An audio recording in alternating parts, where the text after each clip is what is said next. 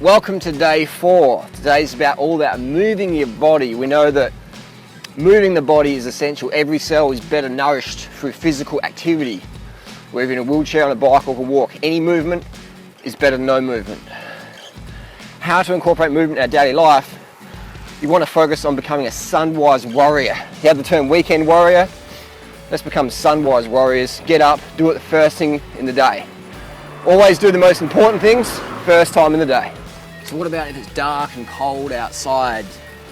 Well, you want to have lights. You want to have lights. You can get some really good lights off eBay, cheap Chinese stuff. It works really good these days, 30, 50 bucks, high power, 1,000 lumen. If it's cold, just get some proper cycling kit.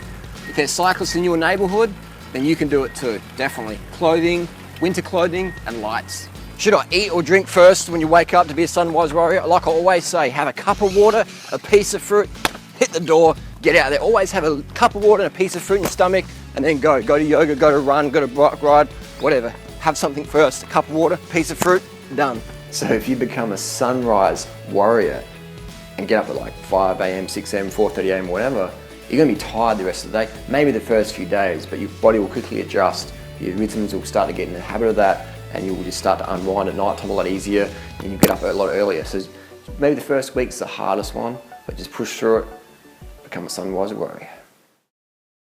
So walk, roll, or wiggle. Do what you can do. You got to start where you're at. If you can't walk, roll on the bike. If you can't roll, walk. If you can't walk or roll, wiggle. Just get on the body and get on the ground and move your body. It's just about getting the lymphatic system going. So if you might not have legs, you might not have arms, you might have both legs and arms. Depends on where you're at. You got to start where you're at. Do what you can do. You might be able to ride. You might be able to wiggle on the ground.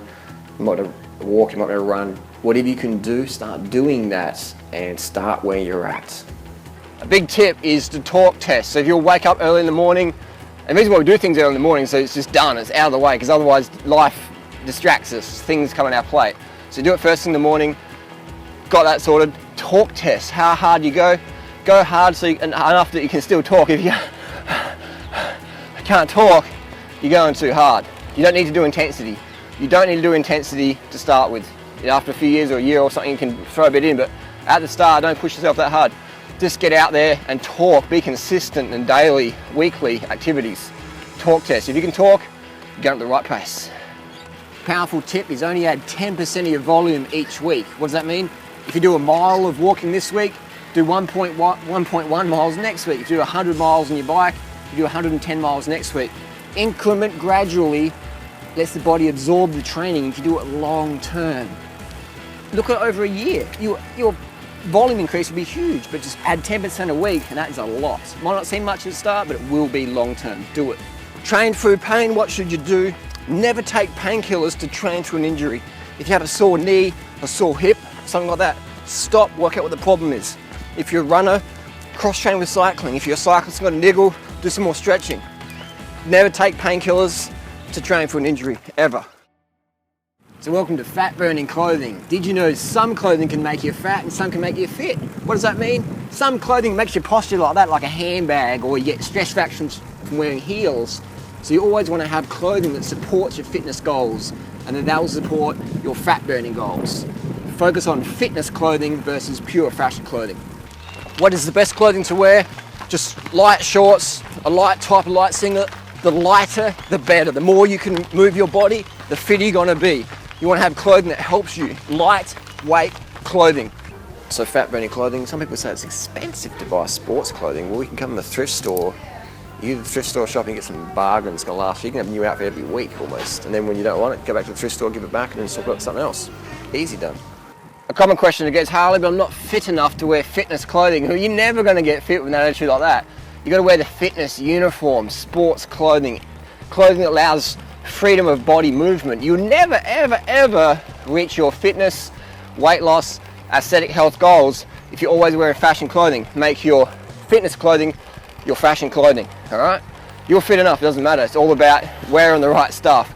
Wear the fitness uniform. If you wanna get fitter, go wear the right clothing, period. So today's mission is footwear. We want to get rid of footwear that hinders your performance. How you connect to the earth, how you connect to your bicycle is key. You only want to own or wear footwear that lets you feel fast and fit.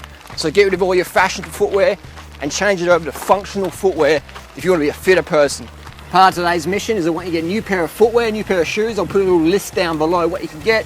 You might be able to find a pair of lightly used ones on eBay if you're on a budget, but definitely pick from this list down below. These are fantastic shoes. They'll serve you well for many years. So you want to have running specific socks. What does that mean? Socks that don't cause extra blisters. So you don't want to have like a really rough sock. Go to a running store and say, what running socks do you recommend? And get them. They're going to last you quite a long time. My running socks last me about 3 to 4 years just for one pair. And I rotate a few, but running socks definitely make a difference.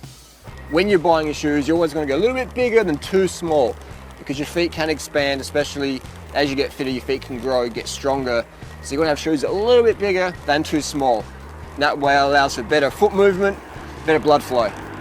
That's the end of day 4. Tomorrow, attacking your goals, day 5. We'll see you then.